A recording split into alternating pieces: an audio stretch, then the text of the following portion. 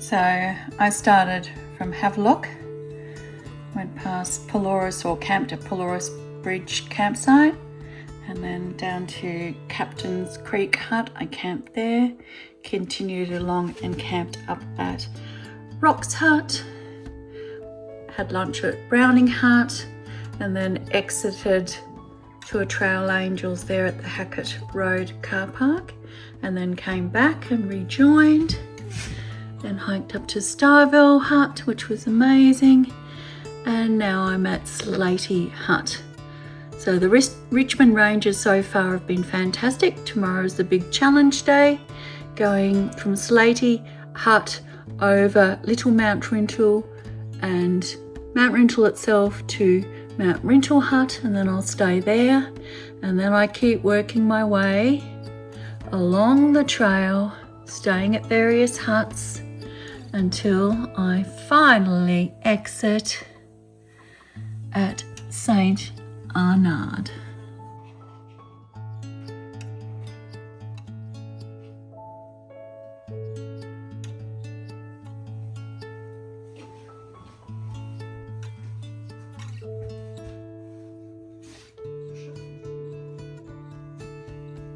Today might be a good time to talk about what the Impossible Possibles project is and how it relates to my life.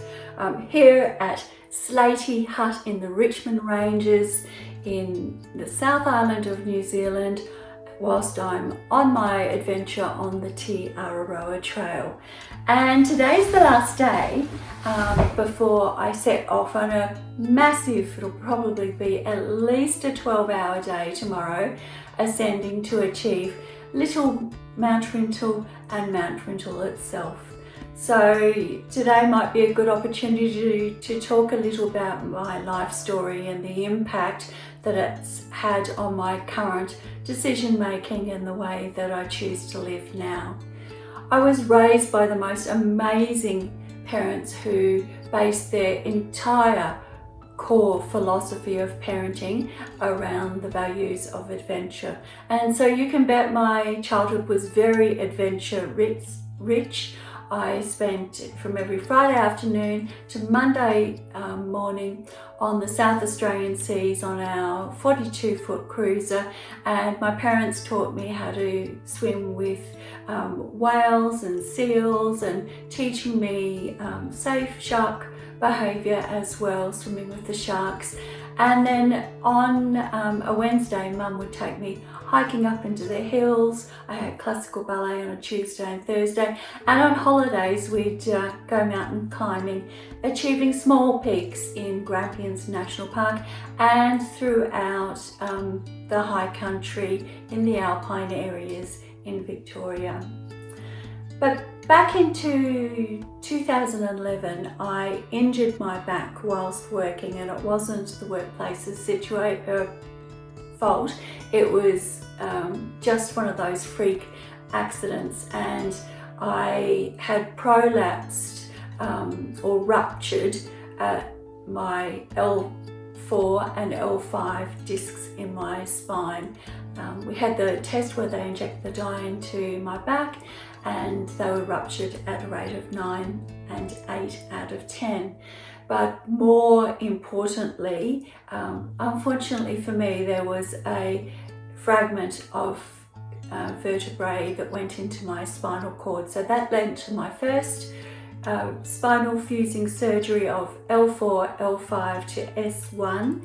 And unfortunately, the level of spinal pain just didn't improve. And I had been super fit at the time. I had booked the trek to Everest Base Camp, which is a 15-day, the Milford Sound walk here in New Zealand, and also Tasmanian's overland track. So I was very fit at the time, but the pain just didn't improve. And sometimes when you have a fused area, it might affect the disc above and the disc below, and that certainly happened in my situation.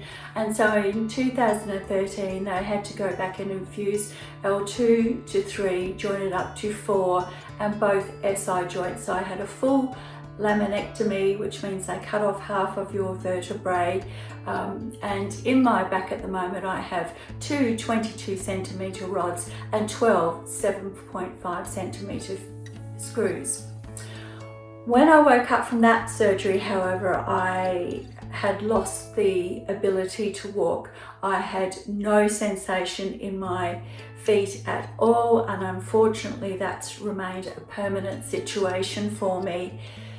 And the bigger problem has been chronic pain, spinal-based chronic pain, and navigating that journey has been an incredibly difficult thing to do. But I've been really determined to regain some of my hiking life, and I always was very sure that the brain had the ability to turn that pain level down. It was up to me to find out how to do that. So I've been in and out of chronic pain programs, in and out of the spinal-based unit at several of Brisbane's hospitals. And in 2017, things were so bad that I decided, with my husband's help, to throw all the balls up in the air and pack up our house, rent it out, and go caravanning around Australia for 1 to 2 years, in order, partially my own journey, partially for me to try and work out this whole chronic pain problem. Like lots of ladies, I'm hypersensitive to the pain medication, so I can't take those. So I needed to find alternate ways to help manage the spinal-based pain, and I'm still dealing with chronic pain. It hasn't gone away at all. However, I have learned how to turn that pain volume down, and I did that for 16 months while we were caravanning around Australia. I would hike one day and then followed up with a recovery day, using everything that I'd learned in all of the chronic pain programs, the spinal programs, learning about pacing and learning the art of utilizing mindfulness practice. And every second day I discovered a brilliant technique to bring my pain down, one that helped more than any other technique could possibly do, and that was cold water immersion therapy. And so what I would do is I would go into an icy river or a snow tarn up to chest deep and staying there for about 30 minutes. During the first 3 or 4 minutes, whilst my body was in the process of going numb, that was an incredibly painful thing to do.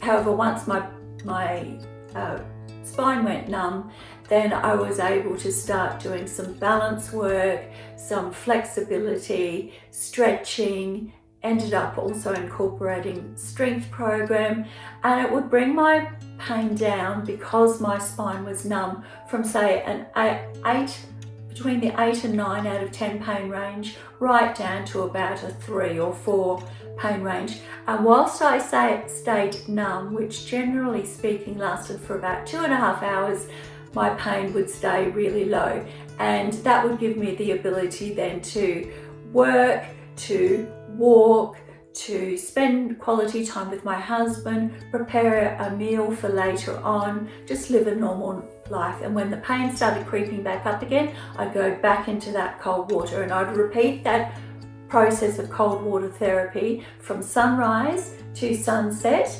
and do that every recovery day. So 1 day hiking initially, 1 day recovery, repeat that pattern for 16 months, help to retrain my brain to turn that pain volume down, to make it less obvious. Now, I still do have days where it creeps up into the mid 8s and sometimes high 8s, because I do have an inability to sit. So if you imagine all of the tasks you do when you're sitting, for me that's an incredibly painful thing. I might have a 5 out of 10 pain score, but when I sit for more than say half an hour, it shoots right up to that high 8s, low 9 out of 10, and it remains that way until I wake up the next morning. So my Impossible Possibles project began as a list of bucket list hikes that I'd love to work towards achieving when I was doing that 16 months caravanning trip, and I called it back then the Impossible Possibles list.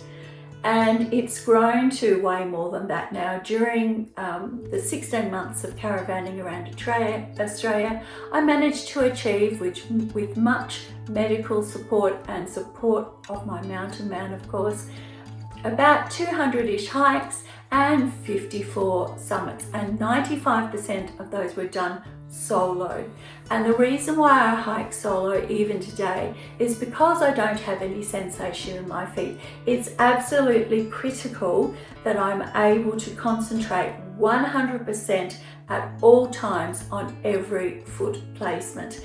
And in certain terrain that's fairly complicated, like the beach forests that I'm encountering here in New Zealand, I'm having to test the weight load as it goes through my calves, through my ankles, to make sure that my foot placement is stable before I walk on.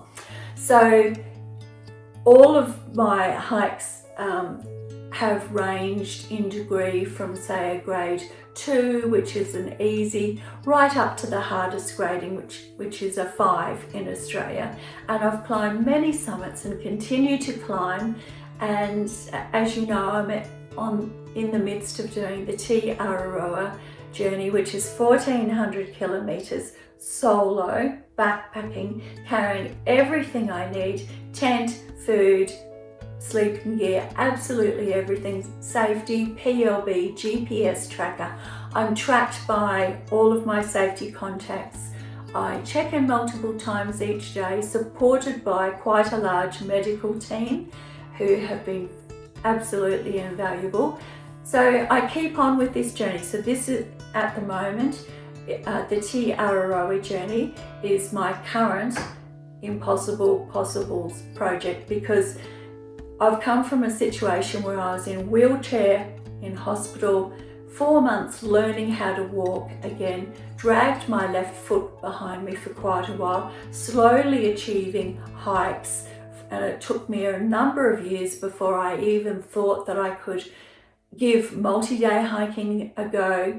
And once I did that, my very first multi-day hike, instead of being sensible and doing an overnight, and me being me, I chose a 5-dayer. And for me, that went brilliantly well. It gave me all of the information that I needed to know that I could then progress to multi-day hiking. And once I felt I was very comfortable with that, I've achieved progressed to long distance hiking. And so far, my previous long distance hike was 6 weeks solo alpine hiking throughout Alpine National Park in Victoria, Mount Buffalo National Park in Victoria, and also Kosciuszko National Park. So there you have it. That's a little bit more about my Impossible Possibles project and how it relates to my life.